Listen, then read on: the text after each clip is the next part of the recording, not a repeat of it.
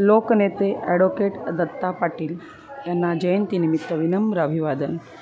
जन्म 4 मार्च 1926 आणि मृत्यू 27 ऑगस्ट 2011। लोकनेते निष्णात वकील ॲडव्होकेट दत्ता पाटील म्हणजेच आपले दादा यांना 99व्या जयंतीनिमित्त प्रथमतः विनम्र अभिवादन। दीनदुबळ्यांची सेवा करून आपले आयुष्य वेचणाऱ्या दादांनी रायगडच्या इतिहासात, रायगडच्या विकासात अतिशय उल्लेखनीय अशी कामगिरी केलेली आहे। अगदी न्यायालयापासून ते विधिमंडळापर्यंत आणि शिक्षणापासून ते आंदोलनापर्यंत सर्व दूर तळागाळापर्यंत आपला ठसा उमटवणारे दादा म्हणजे खरोखरच एक अष्टपैलू व्यक्तिमत्व। दादांचे वडील नारायण नागू पाटील यांच्या सामाजिक कार्याचा वसा दादाने समर्थपणे पुढे पेरलेला आहे। इतकेच नव्हे तर राष्ट्रपिता महात्मा फुले, राजश्री शाहू महाराज आणि डॉक्टर बाबासाहेब आंबेडकर यांच्या विचारांचा पगडासुद्धा दादांवर होता।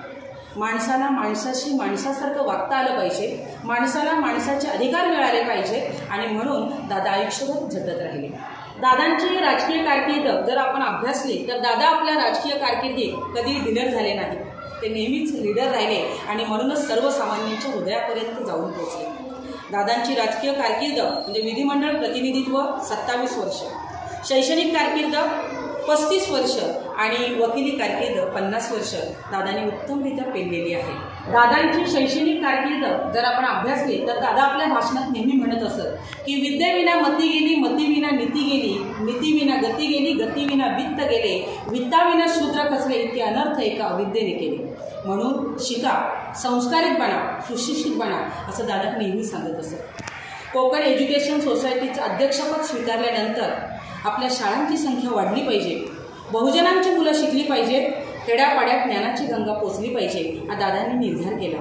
दादांनी अध्यक्षपद ज्यावेळी स्वीकारलं तेव्हा आपल्या शाळांची संख्या ही 14 होती आणि बघता बघता अगदी अल्पावधीतच प्राथमिक शाळा, माध्यमिक शाळा, महाविद्यालय, व्यावसायिक महाविद्यालय यांची संख्या ही 102 वर जाऊन पोहोचलेली आहे।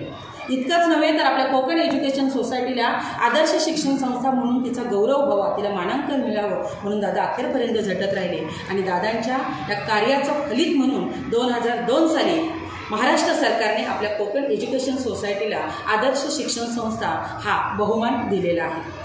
दादांचे विचार अभ्यासल्यानंतर मला अगदी अभिमानाने म्हणावंसं वाटेल की खुरटी हरणी उगाच असते, ऐट जगा दावी, वृक्षवडाचा एकच असतो गगनाला चुंबी।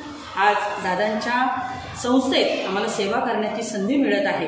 दादांच्या संस्थेत दरवर्षी हजारो लाखोनी विद्यार्थी शिक्षण घेऊन बाहेर पडत आहेत। केवळ शिक्षण घेत नाहीत तर प्रत्येक क्षेत्रात अतिशय उल्लेखनीय अशी कामगिरी या कोकण एज्युकेशन सोसायटीचा विद्यार्थी करत आहेत आणि म्हणूनच शैक्षणिक, सामाजिक, राजकीय, सांस्कृतिक सर्वच क्षेत्रात उल्लेखनीय काम करणाऱ्या दादांना पुन्हा एकदा विनम्र अभिवादन करतो। दादांवर आधारित एक स्वरचित गीत जे शाहीर कवी गंगाधर साळवे यांनी लिहिलेलं आहे, त्यांचं गायन माझे 4थीचे विद्यार्थी करत आहेत।